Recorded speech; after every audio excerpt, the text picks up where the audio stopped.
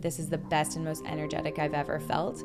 And if you have the protein pre-made or have access to quick, easy tips on how to eat it, you can be the most energetic and the strongest you've ever been. So when it comes to postpartum recovery, I know that, with your expertise in nutrition, you are uniquely qualified to walk us through the unique challenges that women face in this really unique window postpartum. So what are your top postpartum tips to facilitate recovery?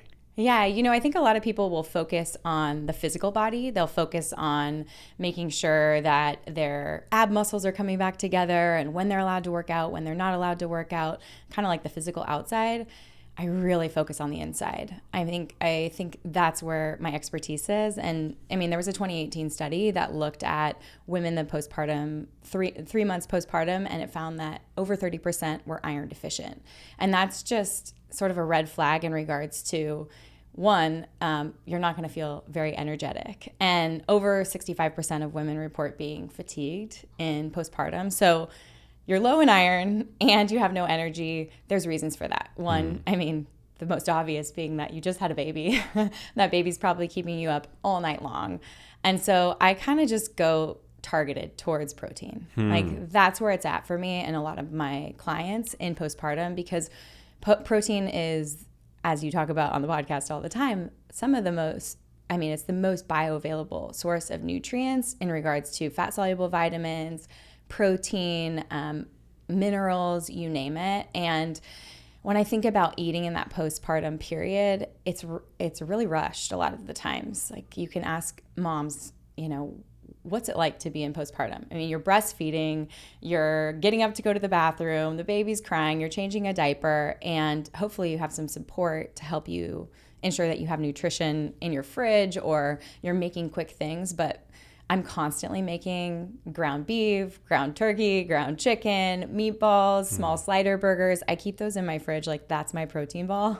Wow. Because it's efficient. And I really want to prevent that postpartum iron deficiency just for energy purposes. So protein is critically important. And I know, there's a lot of talk on chatter on the internet about it being 1 gram per kilogram of body mass or 1 gram per pound of body mass. In the postpartum phase, I never was someone who counted or tracked, but I am pretty serious about getting about 100 grams of protein a day minimum. Wow. And that's, I have had 3 children. This is the best I've ever felt postpartum. Wow. And this is the 3rd time. And I think the trend is that it goes the opposite. Every time you have a child, you're more depleted, you're more tired, you're taking care of other children. I have my son Sebastian, we call him Bash, he just turned 5 yesterday. I have a 2, almost 3-year-old, and then I have a 4-month-old. So I'm in it. Damn. And making sure that they're fed and I'm fed is pretty critically important for my energy levels to show up. Wow. No, I can imagine. So how do you find the time? You mentioned meal prep. Does meal prep play a large role in all this? Again, I think people get really worked up in the logistics of meal prep, and they spend their weekend hours, maybe 4 to 6 hours prepping in the kitchen. That's not how I operate. If I'm in the kitchen, I do extra. So, and I teach my clients to do something called meal prep light. So meal prep light, first and foremost, is you get back from the grocery store, you have a bunch of veggies, you rinse and chop them and put them in clear containers in your fridge so they're easy to access, easy to roast, easy to just eat. I'll make a batch of a clean vinaigrette that I can throw on salad. I'll chop up my salad, spin it in a salad spinner, and literally keep the salad spinner in my fridge. Got it. And if you want that salad to last, you'll throw a paper towel on top. But when it comes to the stuff that really moves the needle, it's the protein prep, right? So let's say, for example, I did a reel on this actually. I was making breakfast for my kids. I'm in a robe. It's crazy time. I'm doing eggs and bacon and avocado. And I just threw a sheet pan of chicken in my oven at the same time, and in 12, if you use the thinly sliced ones, in 12 minutes or 17 minutes, I'm throwing that in Pyrex in the fridge. So meal prep light is okay, I'm going to rinse and chop and make sure everything's prepared. And then sort of the simultaneous cooking is what I'm doing most of the time for just quick protein. So if I'm making eggs, I might have another pan on the fire that's doing a ground beef crumble or something. And I'm not a fancy chef. I'll just put it that way. Like, I'm a home cook, and I'm more concerned that what my children are and my family is eating is blood sugar balancing, nutrient dense, and like as high a quality as I can afford. I love that. Yeah, when I make dinner, oftentimes I'll make double the portion. Yeah. And then I'll put whatever is left over from what I want to consume that evening. I'll put it in the fridge, and I'll usually eat the remainder with like eggs the next morning or something like that. That's our jam. You just make extra dinner. Absolutely. And I think, when we were in the summertime, this is the first child I've had towards summer. I mean, around summertime, like Sebastian and Tashin were born in October and November. And then Julian is my little guy. He was just born in May. And so it was really nice to have Chris on the grill, because poor guy, I'm like, here you go, babe. But we were making like large cuts of meat, and extras is kind of like our jam. And for people who get bored with food, I'd rather feel like nourished and calm and grounded to show up for my business or for my kids, or for myself, than to worry if it's a fancy recipe. But I do really love at least making one new recipe a week. I like the New York Times cooking app, and I modify. I should probably say sometimes I'll make too many modifications and it's an absolute fail, but I'm like, pull the sugar, take out the gluten. But you take risks. I like that you take risks. I just play. Yeah, that's awesome. Yeah. What are the best proteins to focus on? Well, I think we have to look at where the concentration of nutrients are. So I know you probably know the Force of Nature blends, the ancestral blends. I'm having those like 2 times a week right now, and that's really for all of the minerals, right? That's like the iron, the copper, all of the vitamins, fat soluble like A, D, E, and K, and all the B vitamins. When we look at breast milk, right? I think the composition of breast milk is really important, because you start to look at maybe vitamin A, for example, which you're going to get from something like liver, and it's consistent through mature breast milk. So it's a little bit higher. It drops down in the beginning, but then it stays consistent across the board. And so that is an indication that it's important for your child's development. It's important for you as a human being. I mean, if we're using breast milk as a blueprint for what humans need, I mean, there's a period of time where growth needs to happen, but it's also, we're talking about cognitive abilities and like brain health, and you're so well versed in that. But that's where I really rely on those blends, because prior to that, I had a hard time. Like I'd take a liver, I'd chop it up, freeze it, take it down like a vitamin. You get the desiccated liver capsules. But this is something that I can serve up for myself or for my kids. And so I'll make protein balls with it. I'll take 1 pound of the ancestral blend, 1 pound of a plain grass-fed ground beef, mix them together, some Italian seasonings, a little, egg or no egg, make the balls, throw them in the oven. And 20 minutes later, I have like a glass Pyrex of my version of a protein ball for the whole week. Sounds so good. Yeah, it's easy too, because when you think about being hungry and in a rush as a mom, what are people reaching for most of the time, mom or not? They're going for the easy stuff. They're going into their pantry and they're grabbing something that's packaged. There are some, beef sticks and things like that get you the protein that you need, but they're not going to be as filling as having real food. And so I don't subscribe to meal times in my postpartum phase, and that's because I eat meals every time I'm feeling hungry. So say, for example, I get up and I'm with the kids and getting people off to school. If I'm getting a workout in the morning, I may wait till after my workout. If I'm not getting a workout in, I'll eat something. I'm not intermittent fasting, but when I sit down for food, it's a meal. Like it is probably 6 to 8 ounces of protein. I think women are probably like, what? To me, that sounds like an appetizer. I know. I mean, for women, though, they get really fearful about the amount of protein that they're consuming. And animal proteins always had, on the interwebs, they can get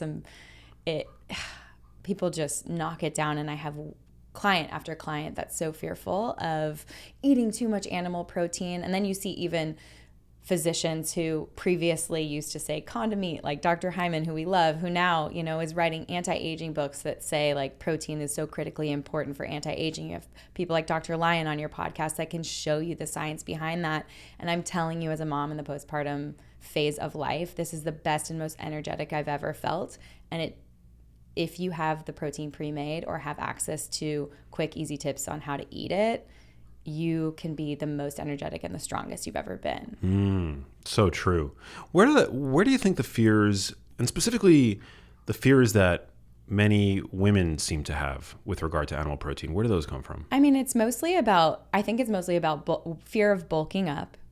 And I can tell you, it takes a lot of energy to digest protein, and your body needs it for everything. Hormones, neurotransmitters, epithelial lining of your gut, not just your muscles. And really, I think where someone might feel maybe a little bulky or a little puffy is if they're overeating in their workouts or their energy expenditure doesn't line up with that. Sure.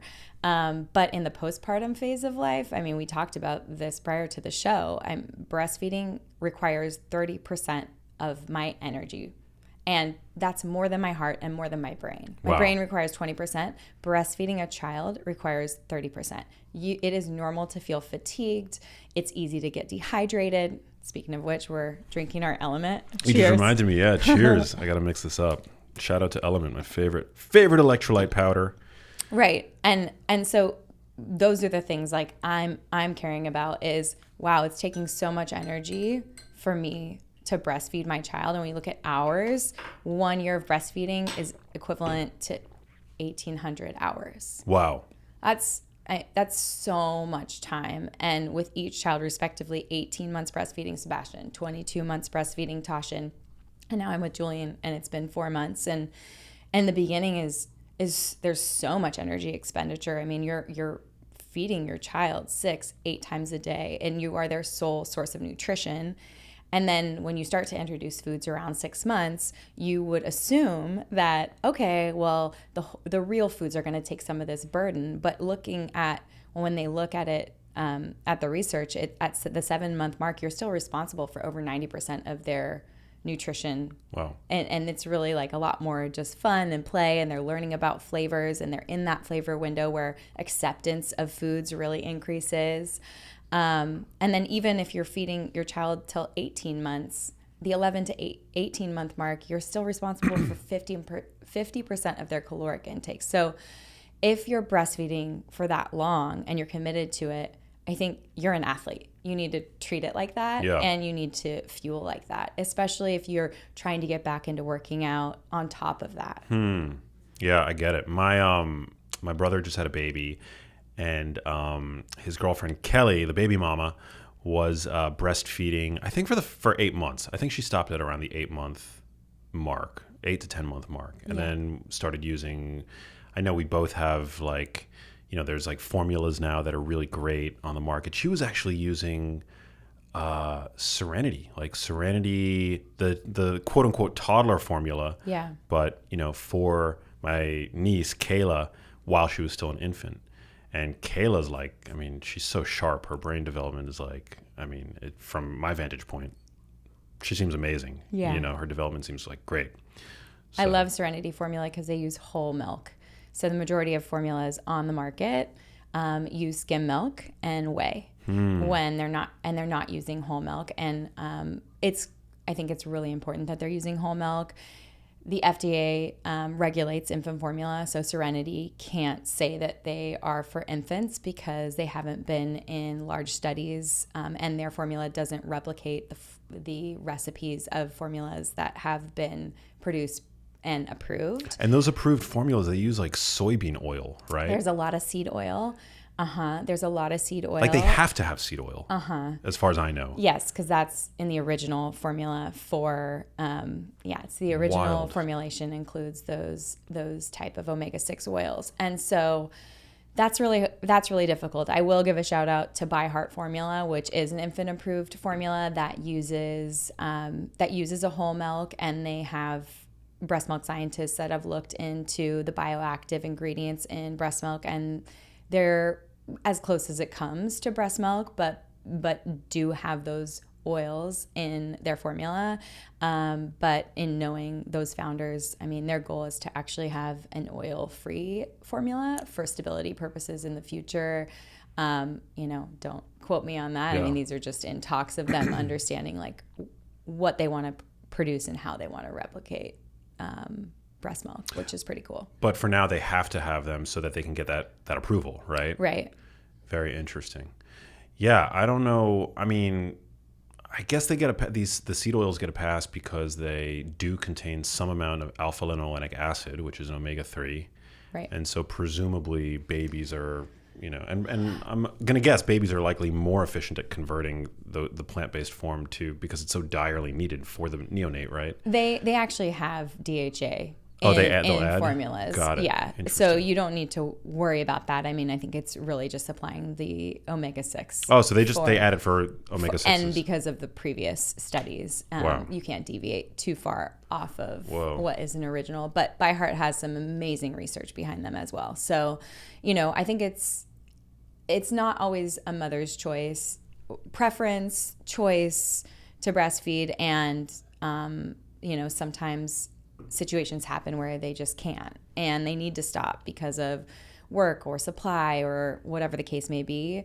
I do feel really blessed that I've been able to do it. I really enjoy it. I feel, I feel the benefits of it personally. Like the hit of oxytocin is pretty awesome. And it's an And amazing thing. it's really sweet. It's when they're teething, if they're sick. I mean, it's pretty cool too, because when you look at the immune factors present in breast milk, as a child grows up and maybe your child's on the ground or crawling and putting toys in their mouth, you'll see an increase in immune factors as they come in contact with more and more germs. Wow. Which is pretty cool. Is it true? I've heard that when a baby latches, there is a bidirectional transfer of information where, like, through the baby's saliva, there is some sensory capacity on the nipple that receives information from the baby and then caters the milk to what the baby needs? Exactly right. And also, wild. your body can detect a 1 degree difference in your baby's temperature and produce more immune factors because of it. That's insane. Yeah. Wow. Okay, so protein is super important, and you're a fan of animal proteins. I'm a huge fan of animal protein. It's a complete protein. It's so bioavailable. And for me, being able to get the amount of protein that I'm eating and then not to really have as much time as I did prior to 3 children to be in the gym, I really take advantage of increasing my protein intake and getting a couple strategic hard workouts in a week, and then the rest of it is more neat. It's just like I'm running after toddlers, I'm cooking dinner, I'm never sitting down. I mean, I did take Sebastian to Disneyland yesterday. It was like 16,000 steps for a 5-year-old because we didn't have a stroller, but we all felt great. I am looking for ways to get outside with my boys, and the beach is our park, whether we're like surfing, boogie boarding, walking, running the beach. It is grounding. It's like my happy place with them. And as a mom who has a busy, busy life, I really try to take advantage of those free time moments with them, because you want your child's life to be programmed. You obviously want them to have extracurricular activities and learn and all of that. But I think parents don't take enough time to say, like, how do we want to create this life, and what do we all need? And so whether we're picking Sebastian up from school at 3:00 and our whole crew is driving down to the beach for an hour to ground and to calm our bodies before we cruise back home and make dinner, I'm really happy for that downtime. And I really want to be intentional about carving it out as he grows up and gets more involved in sports and things like that, because the stress levels and anxiety in our youth is pretty scary. So Yeah. Yeah, it's good for all of us. So Yeah. I'm focusing on protein, I'm hydrating and with an electrolyte, and I'm getting outside a lot. And chasing my kids a lot. Chasing your kids a lot. And I would say specifically on the hydration piece, it impacts my breast milk supply about 2 ounces. So if I'm pumping and I'm not having electrolytes in my water, I will see on average that I'm pumping about 2 ounces less. Wow. So, and that's on the days when I'm working and not able to feed from the breast. It's pretty impactful. So for me personally, and I hear from moms who are nursing and breastfeeding through DM all day, every day when I post about Element. That electrolytes help. Yeah, electrolytes make a big difference. I mean, when you think about drinking water or drinking it quickly without sodium, you're not retaining it. As you know, you're gonna use the restroom and you're gonna pee it out. We want to hold on to and have proper hydration in our cells. That takes me to my next point, which is the food that we're eating, right? We talk about vitamin C. We don't have reserves for vitamin C. So you want to be eating veggies that are rich in fiber, water, and water-soluble vitamins like vitamin C so that you're able to pass that through your breast milk to your baby. And vitamin C is so important for collagen synthesis, keeping your skin supple, keeping all the, and collagen production isn't just about skin and joint health. It's about, the inner linings of your arteries remain elastic due to the presence of collagen, elastin, all these important proteins. And consuming more vitamin C facilitates that. Yeah. So day in the life of me is kind of all over the place based on my kids, but I do always go back to the Fab Four, which is the structure in my first book, Body Love, and in my second, Body Love Every Day. And that's protein, fat, fiber, and leafy greens or vegetables deep in color. It's what I use to build a plate for my kids. It's how I blend up a smoothie. Have you had the carnivores come after you because you recommend leafy greens? Apparently, depending on which Instagram profile you find yourself on, leafy greens are either the best thing ever or they're killing you slowly. Oxalates. Yeah. I'm just going to be an omnivore and I'm going to eat what I eat. And the reality is they are getting protein, fat, and fiber if they're subscribing to a carnivore diet that includes some fruit and honey and things like that.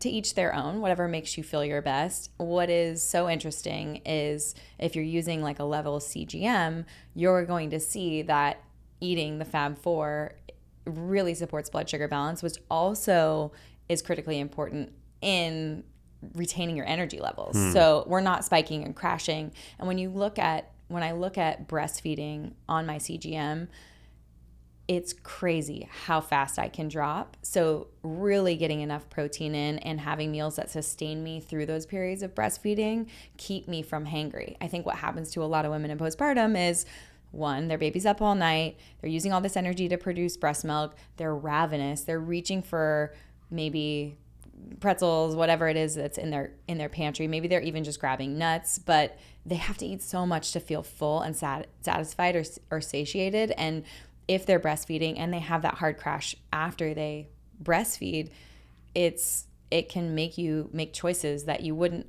otherwise make. And so I'm avoiding that by most of the time starting my day with a Fab Four smoothie, which includes protein, fat, fiber, and leafy greens. And like we said before the show, I am adding a side of those meatballs or 3 to 4 to 5, 6 ounces of ground beef, depending on my day. And if I'm going to be able to come back to my house and eat, or if I have a location where I can grab lunch out quick and easy. I mean, you have to really sort of plan through your day. You don't have to be crazy about it, but you just have to have that easy to access food. Yeah. Are you a double protein kind of girl when you're at the fast casual spots? Are you always going for double protein? I mean, I grew up in SoCal. We just did a road trip to Carmel and back, and we stopped at In-N-Out. And I am a double meat protein style. Love it. Sometimes stealing my kids' meat if they don't finish it. I love that. I forget who I was having a conversation with recently, but they were saying that there's my friend. So one of my friends is one of the founders of Sweetgreen, and he was telling me, I know Nick. Yeah, Nick. Yeah. And Nick was telling me that he was basically like, man, what you're doing is working, because we're starting to see a lot more. I mean, it used to be just the guys that come in and ask for double protein. Yeah. And now like lots of women are asking for double protein. It's like this amazing thing. Well, I have to. The serving of protein at a salad bar or something like that, unless you're going to Erewhon and there's a big section for protein, it's 3 ounces. And that's one of the number one things that I'll even recommend clients who aren't in postpartum who want to change their body composition. You know, if I have a role specific deadline and a client needs to get fit fast, they are used to restricting calories, and we don't get the outcomes that we get when I actually have them just increase their protein intake. And they may be aware of their calories and how much they're working out and how much they're sleeping, but it is that protein intake that makes a drastic difference in their outcomes and how easy it is for them to get there. Like, I can't stress that enough. If your job pays you to look a specific way on film or otherwise, you might have the motivation to really restrict, right? But it's going to be painful no matter who you are. And the difference is, if you want to have a specific body composition, my recommendation for you would be to hit sometimes 40 to 50 grams of protein in that first meal of the day when you break your fast, and then see what you crave the rest of the day. Most of the time they say it's so easy to eat what you're suggesting I eat. I'm not hungry throughout the day. I'm not having late night cravings. I don't have the afternoon crash. And we surpass most of our goals faster than expected. And it's just asking them to trust me. And this is the first time I've taken it as seriously as I've made my clients take it. I mean, my clients might be type A plus. I would say I'm type B plus. Well, your clients, just for people who are unfamiliar with your work, like your clients are A-list celebrities. They're like actors, Hollywood, leading men and women. Primarily women, right? Primarily women. But like leading, marquee headliner, A-list celebs. And so, yeah, they're highly invested in what they look like. But the fact that this works for everybody, I mean, it's not necessarily rocket science, Right. I had 2 actors this year actually that were both female, both postmenopausal. And when suggesting this type of eating, were a little bit afraid of what the outcome might be, but were willing to go all in with me, because that's the thing. You have to go all in, and you have to get strategic and serious about how you break your fast, right? It's going to impact your mood. It's going to impact your muscle composition, and what are your body is relying on those amino acids to sculpt, right? And if you're in the gym and working super hard, but your body doesn't have the substrates to heal, we're not going to get the look that they are required to have for their role. And it was like a slam dunk with both. I was so excited and so happy for them, and they did it in a way that wasn't hard on them. Well, it's counterintuitive, because you're telling them like, eat more, and you're going to look better. Eat more protein. You're not like leading with restrict, right? Right. You're leading with eat more protein, and amazing things are going to happen. Yeah, and that makes me feel good about my job too, because there are people out there that can get you there with less. And I've always been anti like juice cleansing or a strict type of fasting. It's just not my jam. And so to see the clients go all in and to get the results that they want, and then what's the icing on my cake is to watch them continue this eating behavior beyond the time of filming, and to talk about it with their friends, and to get those emails or calls of other people wanting to learn the program or learn how to do it. And it's not rocket science. It's how we eat, which is a balanced plate of protein, some veggies, some healthy fats. Maybe it's olive oil, avocado, the fiber-rich stuff, maybe some olives, some nuts. But it's more protein than they would expect to eat. Yeah. And focusing really pretty strategically at breakfast. What's your expert opinion on nut butters as a protein source? Well, nuts are mostly fat, so they're not mostly protein. Right. So I think that clarification is important to make right away. And it is something that I think is fun and full of fiber and full of healthy fats. But they're also super delicious and something that can, I mean, I'm just laughing a little bit because if my husband brings the peanut butter jar upstairs after dinner because he's still hungry, the peanut butter jar and spoon will be there in the morning and it will be empty. It's pretty easy for people to have multiple spoonfuls of this, and it's a high caloric food, and so I think you use it as as a fun little dip with your apple, or you put a spoonful in your smoothie because it tastes delicious, or you have a spoonful if you need it. It's an easy snack, but it's not going to be as strategic for body composition goals as grabbing a meatball. Yeah, like a lean protein source. Mm-hmm. Yeah. Are you do you when it comes to animal source proteins, do you have a preference for lean, or does it not so much matter? Like what kinds of animal proteins are you most likely to reach for, aside from like the organ meats and stuff that we discussed? But like, yeah, when it comes to skeletal muscle, are you more like, do you like ribeyes, or are you more like a filet mignon gal? Like, what's your style? I'm an equal opportunity protein eater. My husband likes like bone-in T-bones, or I think is what it's called. He normally purchases that stuff. I get some stuff sent to me from Force of Nature. I do pasture bird when it comes to chicken. We get a box of pasture bird sent to our house. Cool. Yeah, I've heard of them. They're an amazing operation, 100% pasture raised, regenerative chicken company. I used to eat probably more chicken and not really turkey. That's like more of a Thanksgiving thing. More chicken, but I really crave a lot of red meat in my postpartum months and during pregnancy too. It's so nutrient dense. I mean, that's the key for me. Is I just have felt a massive difference personally, like from my skin to just I feel like my muscle health, and I see a muscular, like a fascia expert in postpartum. Lauren Roxburgh, who used to be here, she is in New Zealand, and so there's someone else that I see, but shout out to Dan Rawson. He is awesome, and he actually was her teacher, and so it's like PT for postpartum, but he really just puts you back into alignment, and it helps with my physical recovery. Some old soccer injuries that kind of creep, keeps me feeling good, but he even made a comment this time around because he's been with me with both postpartum for Tashin and Julian, and he's like, you're just so much stronger and more malleable this time around, which I think, that's N of one and just me, but I just feel so much better.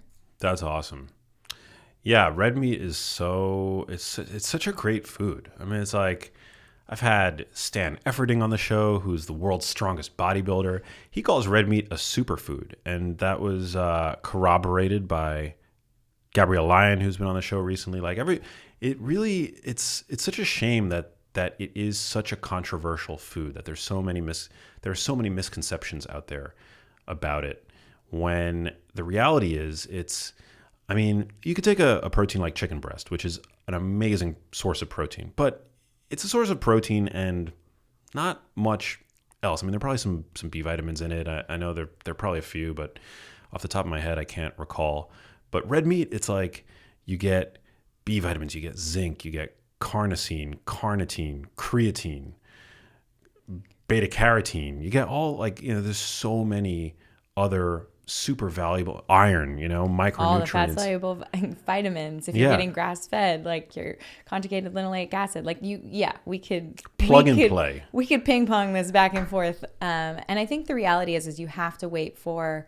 Sometimes we see trends happen when society takes something to an extreme, and you might say that some people might say the carnivore diet is an extreme, but what we see, at least what I've seen in the last 12 years of doing this, is that when those extremes start to happen, mainstream goes, that's kind of interesting. Look at the benefits that person is seeing.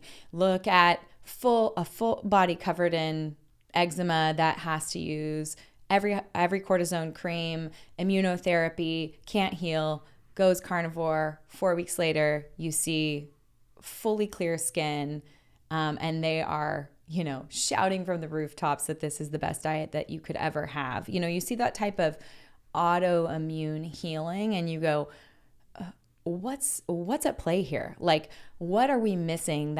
Is it the anti-nutrients and the other things that they're eating? Is it pesticides in the food supply? Is it forever chemicals? Is it, you start to question.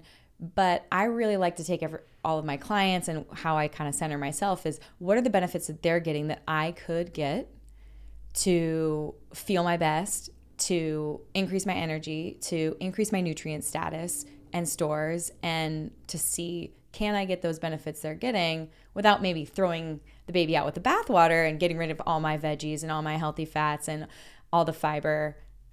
But what if I leaned into this? How would I feel? And, you and I both, back in the days of I want to say Belcampo and some of these companies that were really maybe promoting regenerative farming or talking about the benefits of grass-fed meat, you're like, okay, that's really interesting. I want to get on board with it. I want to see how I feel. And, fast forward 6-7 years later, and we have all these people screaming about the carnivore diet. And in my postpartum life, and in each one of those, with Sebastian, Toshin, and now with Julian, this is the best I've ever felt. And I some days have red meat every day. I have it every day. Yeah. Whether I'm eating steak or munching on beef jerky or biltong or... Yeah, if we're talking about beef jerky included, every single day for me. Yeah. Which,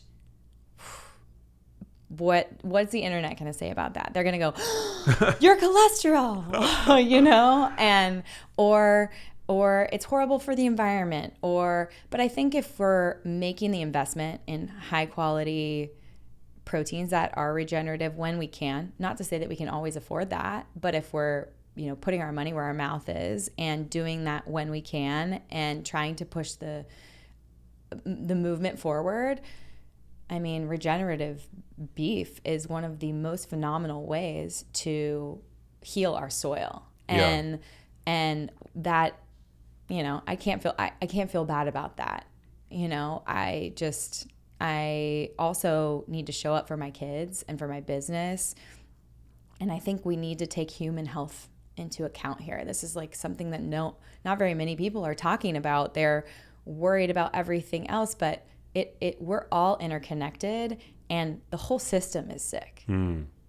Yeah, well said. There's a lot of what I call covert activism, masquerading as health and nutrition information on social media in particular. And it's a big problem. And I think it's really, I try to keep my audience informed that my priorities are individual health and the health of the people around me that I love and care about, as well as the health of my listeners. And that doesn't mean that I don't care about environmental health and animal welfare. I absolutely do. I really care about animal welfare. It's so important to me. But my number one priority is human health. Like, I'm putting my oxygen mask on first. Right. And I implore my listeners to do the same. Yeah, it really is important, and I take that just as seriously as you do, especially as a mom, because you just think about, I'm raising the future, and if they're not healthy and able to show up for their world, which, in 20 years or 30 years when they're making a real difference here, I'm going to feel really bad. Yeah. And so it's for us, it's really part of the pillars of it's a pillar in my family that my kids know my job. My job is to keep them healthy or to help keep them healthy. You can't like prevent everything, to keep them safe and to make sure that they feel loved and supported. That's our job as parents. And it's a fight for sure. Yeah. And also, I don't subscribe to this idea of like dietary socialism where if the entire global population of 8 billion people can't eat the exact same way as me, then it's then, then I'm not going to eat that way because I'm sort of like martyr. That's BS. Yeah. Like at the end of the day, you have to look out for yourself and the people that you care about in your immediate, vicinity. And I think that's crucially important. Like the whole world doesn't have to eat like me. I don't care how anybody else eats, to be honest. Like I just don't. I think that like you have to arm yourself with information, and at the end of the day, it is kind of a dog eat dog world, and you have to look out for your own. Totally. Well, and you just can't really show up and do any good if you're sick. Exactly. Yeah, and I think about, I'm not a medical doctor, obviously, and I've never had the experience Asterisk. Asterisk. Asterisk, most medical doctors don't know anything about nutrition. But 19 hours? Yeah, of nutrition training, it's wild. But I think about even like dietitians, nutritionists, like I've never had the experience of sitting across the table from a sick patient coming to me for personalized nutrition advice.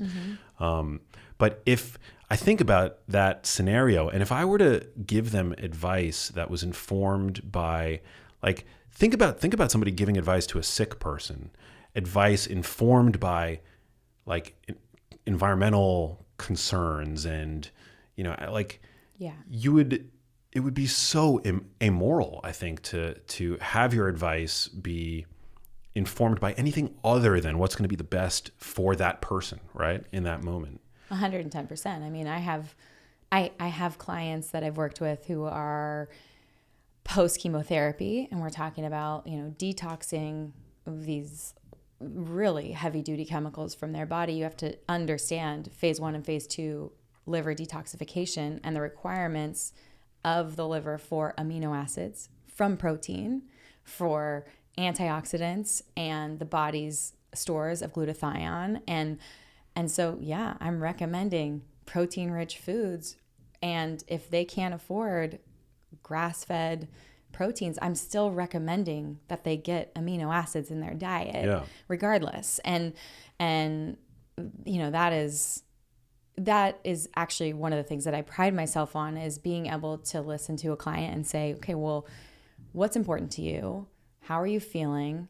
We don't have to change everything, but what's the low-hanging fruit?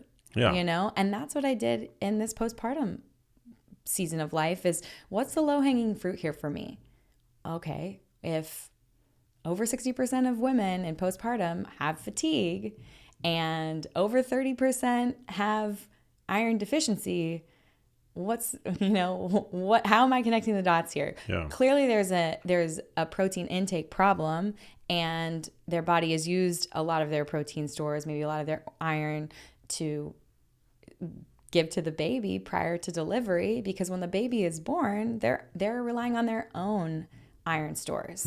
There are low levels in breast milk, but that's how critical that nutrient is for their cognitive development. So what can I do to up my stores? And between, I've had these children back to back, 3 kids in 5 years. And so after Toshin, when I was pregnant with Toshin, I had low iron on my blood test, my first trimester blood test, and I ended up getting iron infusions and I paid out of pocket for this, and it was important to me because I know how important iron is for just energy levels in general, but also really for fetal development. And what was interesting is you can do an iron infusion, you can get a prescription for an iron infusion, or it can take up to 6 to 8 months to bring iron stores back up. Wow. And so people can suffer for months, or if they qualify, they can, insurance can, if it's low enough, insurance would cover it. Mine wasn't low enough, but I still knew that it was going to take me months to get that level back up. Yeah. Can I ask a stupid question? How long after childbirth does menstruation start back up again?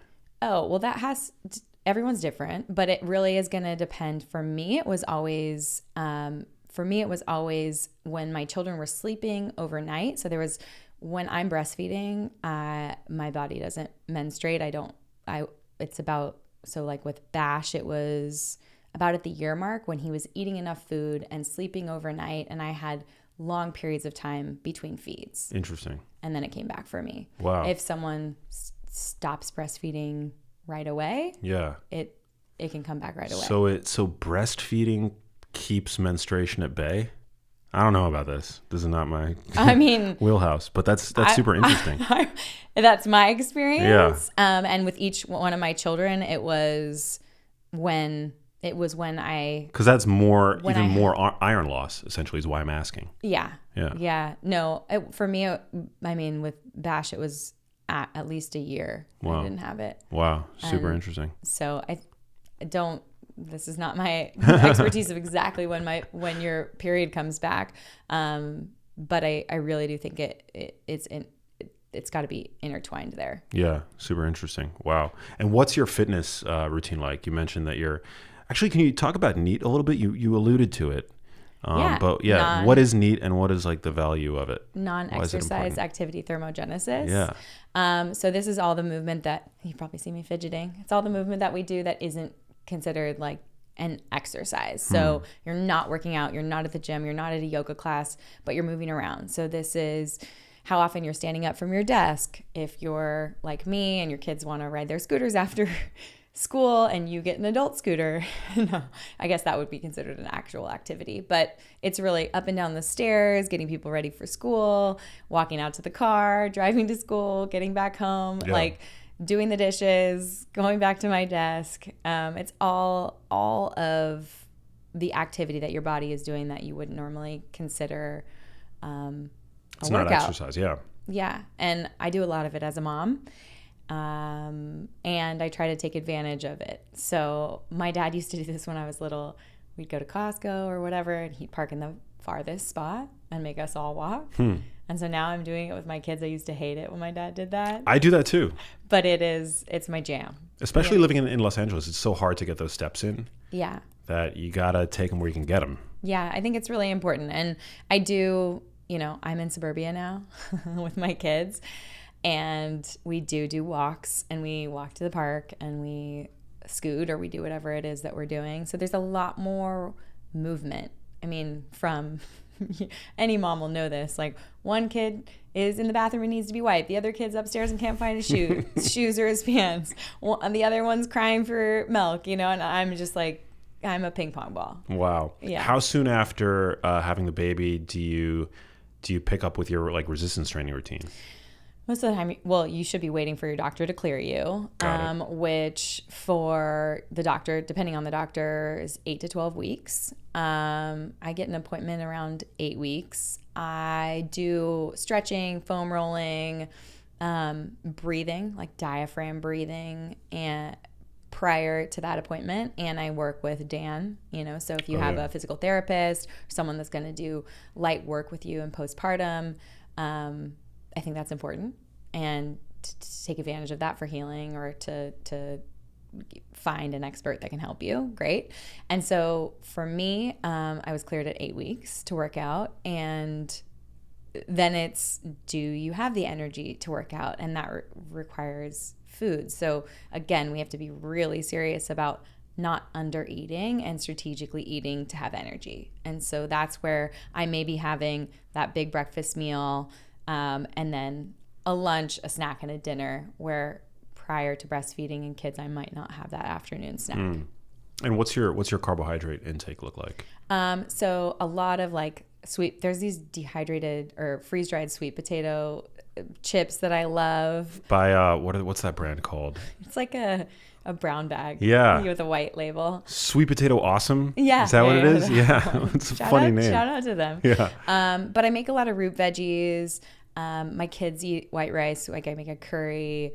So I do this 50-50 rice for them, which is like half cauliflower rice, half white rice. So I grew spaghetti squash and butternut squash in my garden this year. So we had a lot of those. It's funny how the pendulum has now, like, it used to be only you can only eat brown rice. It's like it's the whole grain. White rice is toxic. But now I feel like white rice is back in favor. Yeah, it's definitely back in favor, because when you look at the nutrition facts, you're like, oh, what are we getting from brown rice? And someone just had this amazing marketing Yeah. for brown rice where they're like, you're getting so much fiber and nutrients from brown rice. You get 1 gram of fiber, Yes. and it's like insoluble fiber, and it's hard for some people. It's hard to digest. Yeah, and I think the reality is it's just not as yummy either. Yeah. You know, so when it comes to that kind of a thing like grains, I just tell my clients we're looking at the serving size. We're making sure that we're eating the Fab4 with it, so we're not having a massive spike and crash, unless you are in a place where you can handle that. If Max is cruising into a long marathon training, running workout and wants to eat a small bowl of white rice prior, like by all means have at it. Your body, your body can handle it, right? So I mean, it depends on the client, but yeah, I'm into white rice with my 50-50 white rice with other things. Yeah. Like I'm not having that on its own, because that for me is a recipe for crash, pantry, what kind of snacks can I find? Next time you make white rice, instead of using water, use bone broth. You ever try that? Yeah. It's so good. That if you have you ever tried fond bone broth? So good. Yeah, I like fond a lot. because that's like infused with flavors. Because then you're getting Yes. that's like your mama's. That's like the elevated 2023 version of rice-a-roni. So freaking. Actually, here's another tip. Here's another rice tip. So I make white rice with bone broth. Not all the time, but I'll put bone broth in there to jack up the protein a little bit. Get some glycine in there, some collagen, and then when I'm making the white rice, all in one pot, I'll throw in, because I'll buy, first of all, it's very economical. And there's no waste. I'll buy frozen broccoli, like frozen organic broccoli. And you throw the frozen broccoli or whatever frozen vegetable you want into the pot with the rice and the bone broth all at the same time. You put the lid over it. And at the end, you've got this like rice cooked with bone broth with very well cooked broccoli. So it's super easy to digest, and it's a super easy way to get your vegetables. Delicious. And your carbs and some collagen. It's an amazing, I love it. I'm obsessed with that. Yeah. That sounds really good. It's so tasty. Yeah, I mean, the thing about rice, I really enjoy the taste of brown rice. I always have, but if you don't know where you're getting it from, I think, and you're eating it on a consistent basis, I mean, there's still, you're exposing yourself to arsenic, and I don't think that that's good, particularly if you're a small person and you got a developing brain. Right. We always buy the California Lundberg variety of white rice. Yeah. Just based on where it's grown, you're going to expose yourself to less heavy metals. So it's they have a blue bag and a purple bag. Both of those are great. They're just, it's not being grown on old cotton fields, which were sprayed with arsenic. So there's a little pro tip. There you go. Pro tip from the pro. And no affiliation with Lundberg at all, unless if they want to send us a truckload, feel free. But sponsor us, yeah. And then when it comes to your resistance training, are you back to lifting heavy? Like, do you lift heavy? Yeah. So I have a tonal. Cool. I really like that thing. Is that the mirror thing? Or? It's like the mirror. Okay. But it makes it heavy enough for me. So you can do deadlifts and squats and all of that. I can do that 1 or 2 days a week. And I am at a point, basically because I'm in postpartum, where I can be sore for 4 days after a workout like that. And I love that feeling. And I'm like, oh, I'm still sore. And it just, I know it's working. And then I mix in a little hot yoga and I'll do a sculpt class, but I tend to just a regular vinyasa flow. And as long as I feel sore, I feel like I know that I'm changing, which is good. Yeah. I like it. It's like the mouthwash effect, It's like it's a sign that something's happening. Yeah. Yeah. But I would say I'd love to get that to be more. I would love to have 4 solid workouts a week. I'm at a stage though where that personal time will cut into family time based on my work schedule. And so at this point, I'm looking for the lowest amount of workouts that I can get to see changes in my body composition and strength without kind of foregoing the family connection time with my boys. I get it. Any favorite supplements? I'm a protein fan. I've been using some amino acids and creatine lately. Creatine, I was going to ask you about that. Yeah. I actually am in the works of coming out with a vegan amino acid. It's fermented from Japan, and a creatine. because I feel like women could really benefit from it. Yeah. So those are next on my list. I love it. Yeah. That's awesome. Dope. Well, this was super informative. I learned a lot. And Casual Max hang. Yeah, casual. Yeah, indeed. What are you working on other than your supplements? Like, you just being a mom.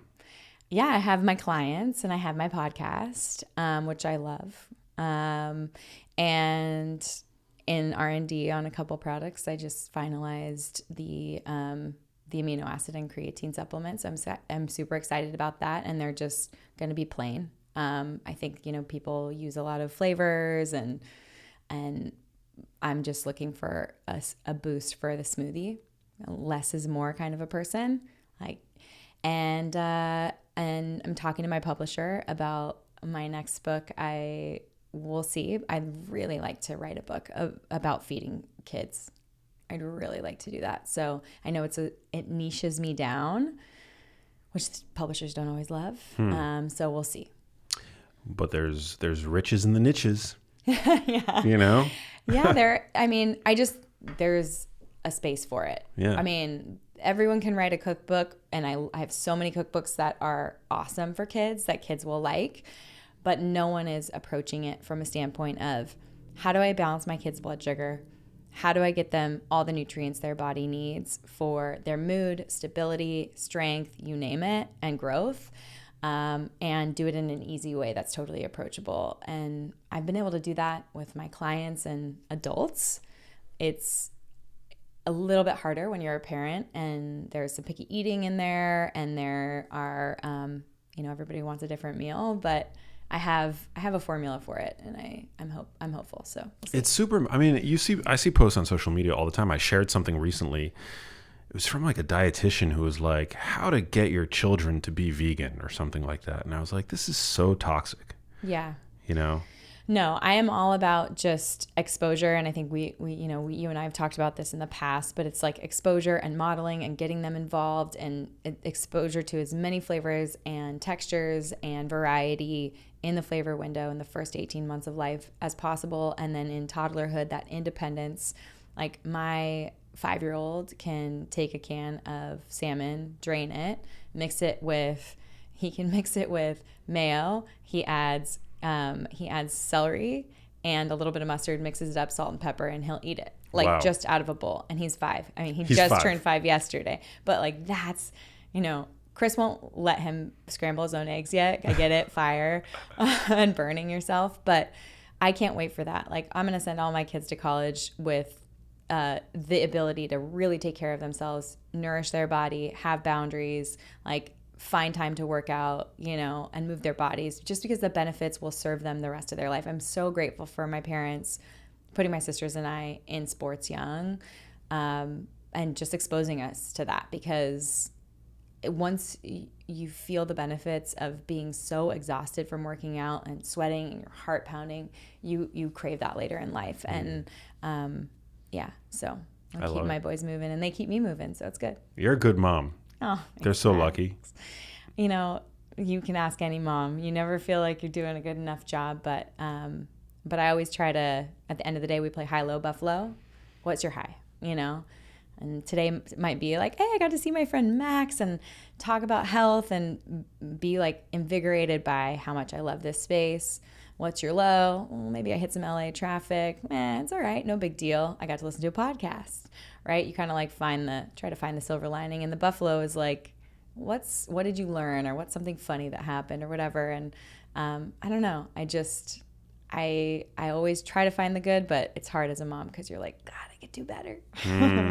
But it's good. It's that drive that pushes you, right? Yeah. Well, I love moms. I mean, everything I do is in a way thanks to my mom and how great of a mom my mom was. So, yeah, I just, I definitely acknowledge all the work that goes into being a good mom, and also that just how difficult it is, and how this idea of perfection there is no such thing as perfection.